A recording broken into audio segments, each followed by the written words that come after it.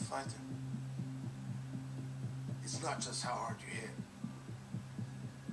or how fast you can move, or how many strikes you can absorb without tapping out. It's about getting up earlier, training harder, and pushing yourself more than the other guys. It's about knowing you can be the best.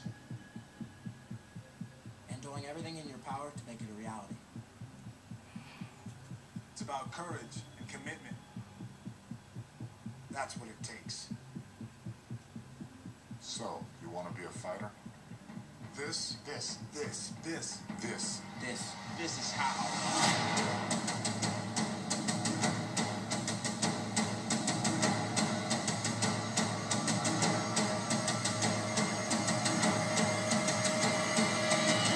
Welcome to episode 20 episodes in now.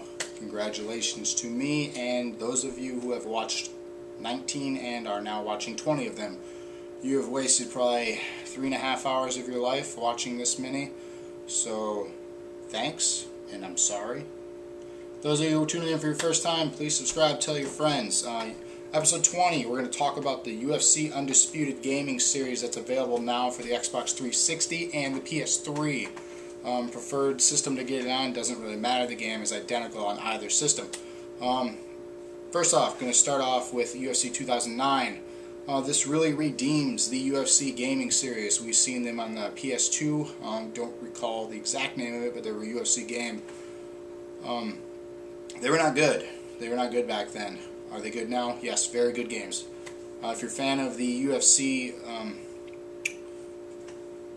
anything to do with it, if you're a fan of UFC period, you will like this game. Why? Because it's a fighting game that has UFC fighters in it that fight each other.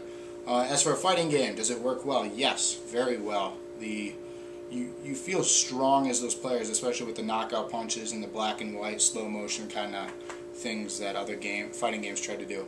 UFC 2009, I have it for 360.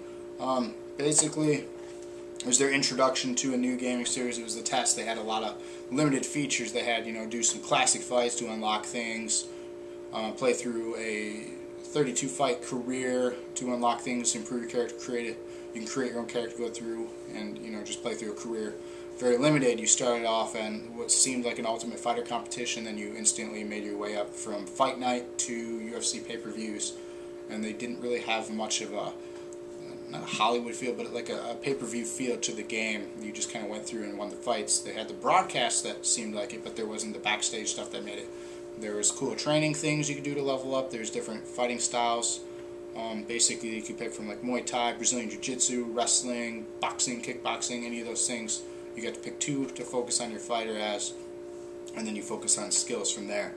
In UFC 2009, they didn't have as many fighters as they do in 2010. Obviously, it's their introduction. They're going to show off their best fighters. They didn't have a lot of up-and-comers because I guess they didn't probably have the time to add all them, or they didn't want to waste money. They just wanted to get the product out.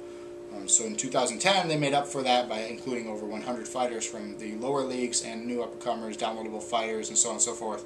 With the pre-order, you actually got the final four of the Ultimate Fighter Season 10, the heavyweights. So you got the fatty, Big Country Roy Nelson, and then the other three. Obviously, Roy Nelson won it. That's why I refer to him as fatty. He uses his belly to his advantage. I don't think of him as a real good heavyweight contender.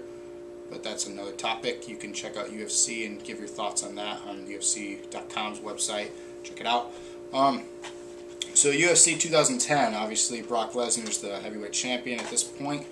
He's their biggest marketing thing. Forrest Griffin was their biggest marketing thing on 2009. In 2010, new improvements. Online mode improved. In 2009 they had ranking, they had exhibition, that was pretty much it. 2010 they introduced fight camps, you could train others and work with others and do other things like that. Is it cool? Yes. Why is it not cool? Because it costs $5. If you don't buy the game new, you have to pay more money to play something that was free before. Stupid? Yes. Did I do it? Yeah. I wanted to try it out. I wanted to battle, people online and, see if I could handle it. In 2009 I played online for free in the ranking. When I stopped, 100 wins, 24 losses. I am like 0-10 in 2010. with UFC 2010. So they made the game much harder. And as for the combat system, they made a lot of improvements. They added more fighting styles. They added more clinch game, more ground game. They added the cage, push on the cage. There's so many more advantages and less disadvantages in this one. It's really hard to reverse submissions now. So basically, if you want to win a match, here's tip: pummel your opponent and push them against the cage, slam them, and then put them in an arm bar, and you will win, because it's almost impossible to reverse out of that. You will win every time if you can gain that advantage right off the bat. If you cannot, you'll probably lose, like I have been with trying to pull a Shane Carwin and do stand-up when I clearly should be training on my wrestling and ground skills. So there's some tips. Definitely, you can't just stand and go for knockouts in this game, because people are no longer fighting that way. People got smarter about it. In the computer, you can still win that way, but people online, you cannot win that way. They also made a more in-depth career mode in UFC 2010. They have where you go to, they made up some fight club thing. I don't remember what it's called, but you go through this little mediocre, like 10-person little bingo hall fighting area and work your way up the ranks that way. And then you get offered by Dana White. He shows up and he's like, "Hey, you want to come check out, fight night?" And you say, "Sure, of course." And you go through that. You go through the ranks. You work your way up, and then once you're a top contender, they're like, "Hey, you want to be on a pay-per-view as a opening card or a mid-carder?" And then you work your way up, and then eventually in a title fight, and then you win the title, and then so forth. You play through that. Basically, you play through 12 to 15 years with your character, and then you retire him, and then you can obviously by that point you've trained him, done all the similar things like in 2009, and added attribute points and so on and so forth. The thing I didn't like about the career mode in this one, if you don't have your attributes at 30, 70, or 30, 50, or 70, if you don't train with that certain skill, they start to deplete. So let's say you were working on your clinch game, your clinch offense, you had it at 39. You didn't do that for 2 weeks, it starts to go down, and it's like a 32 in a couple weeks.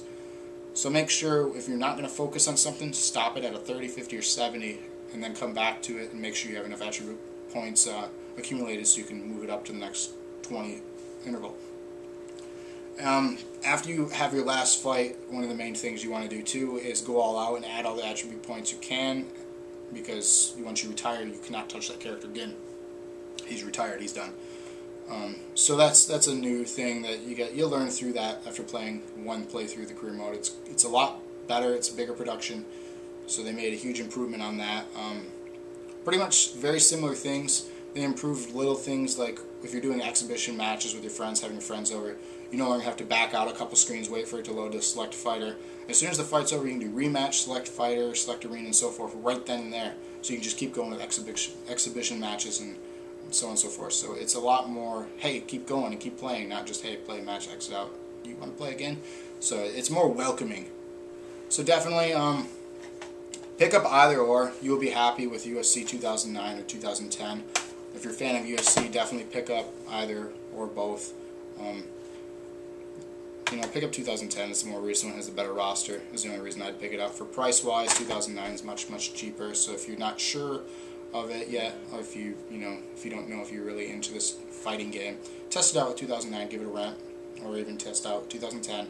But definitely, if you like UFC, you like fighting games, this game is for you. I give it a really high B, high 80s. Not too many flaws. I stated my flaws, so definitely pick it up. You like the UFC, you will like this game. Thank you for watching episode 20. Stay tuned for more stuff.